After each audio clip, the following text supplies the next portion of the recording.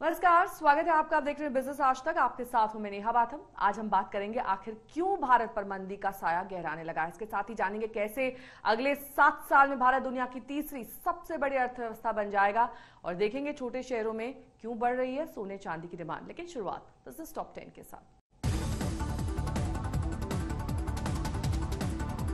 Aon के सर्वे के मुताबिक अगस्त में 90% कंपनियों में कर्मचारी पूरी तरह से दफ्तर में काम कर रहे हैं। जनवरी के 38% के मुकाबले अगस्त में महज 9% कंपनियों में वर्क फ्रॉम होम जारी है।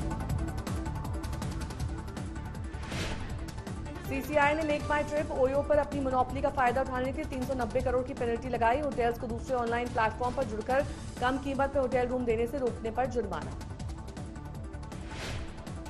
टीयर 2 सिटीज में सोने चांदी की डिमांड धनतेरस से पहले 44% बढ़ी। टीयर 1 शहरों में सोने चांदी की डिमांड में धनतेरस से पहले 34% का इजाफा। डीजीसीए के मुताबिक सितंबर में घरेलू हवाई यात्रियों की संख्या 64.61% बढ़ी। 75 लाख से ज्यादा यात्रियों ने देसी एयरलाइंस में सफर किया। ओकला के मुताबिक सितंबर में भारत की मोबाइल और फिक्स्ड ब्रॉडबैंड स्पीड अगस्त में 117 से कम होकर 118 पर पहुंची। सितंबर में औसत स्पीड अगस्त के 13.52 एमबीपीएस से बढ़कर 13.87 एमबीपीएस होने के बावजूद रैंकिंग घटी। फोर्ब्स के अमीरों की लिस्ट में $150 अरब की संपत्ति के साथ गौतम अडानी भारत के सबसे अमीर शख्स बने। मुकेश अंबानी 88 अरब डॉलर की दौलत के साथ दूसरे नंबर पर पिछड़े। 5G लॉन्च होने के बाद टेलीकॉम सेक्टर में रिलायंस जियो और एयरटेल का दबदबा बढ़ा। अगस्त में जियो ने 32.8 लाख और एयरटेल ने 3.26 लाख नए यूजर्स को जोड़ा।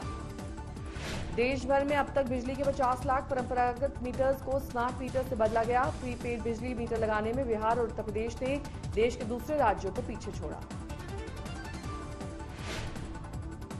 किसान संगठन एफएआईएफए ने कहा किसानों को भरोसे में लिए बगैर पराली की समस्या का समाधान मुश्किल है। फंड्स और उपकरण मुहैया कराए बिना पराली जलाने का विकल्प न मिलने की जताई आशंका। गेल इंडिया ने प्रकृति, मनुष्यों और जानवरों के बीच संबंध बनाने के वैश्विक अभियान इंटरैक्शन के साथ इंटीग्रेशन किया। जैव विविधता, जलवायु परिवर्तन, पर्यावरण और जल जोखिमों के माध्यम से जोड़ने का करता है काम। मंदी को लेकर ज्यादातर एजेंसियां भारत को अभी तक सुरक्षित बता रही थी, लेकिन केपीएमजी के एक सर्वे में सीईओज की राय के आधार पर अगले 1 साल में भारत में मंदी आने की आशंका जताई गई है। यही नहीं, जिस तरह से आईटी सेक्टर में हायरिंग घटने लगी है उससे आशंका है कि रियल एस्टेट और ऑटो सेक्टर की रफ्तार भी सुस्त हो सकती है।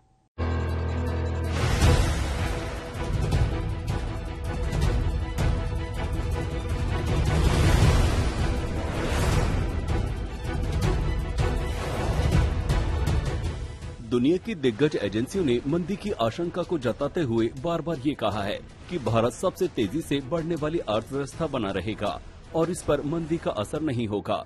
लेकिन अब केपीएमजी के एक सर्वे में टॉप सीईओज की राय के आधार पर आशंका जताई गई है कि अगले 12 महीनों में भारत में भी मंदी आ सकती है। केपीएमजी 2022 इंडिया सीईओ आउटलुक सर्वे में 66% भारतीय सीईओज ने अगले 12 महीनों में मंदी की आशंका जताई है। वहीं दुनिया भर में 86% सीईओज ने कहा है कि वो मंदी का असर देखने लगे हैं। अमेरिका और यूरोप में जिस तरह से मंदी के संकेत मिलने लगे हैं, उससे सबसे ज्यादा असर भारत के आईटी सेक्टर पर हो सकता है। हाल के वर्षों में कार और घर खरीदारों में सबसे ज्यादा तादाद आईटी कर्मचारियों की रही है, लेकिन अब भारत के आईटी सेक्टर पर पश्चिमी देशों की मंदी का असर दिखने लगा है। जुलाई सितंबर तिमाही में आईटी सेक्टर में हायरिंग घटकर आधी रह गई है। इनकम घटने से परेशान आईटी कंपनियां खर्च घटाकर हायरिंग पर रोक लगा रही हैं, जिससे 30,000 आईटी प्रोफेशनल्स प्रभावित हुए हैं।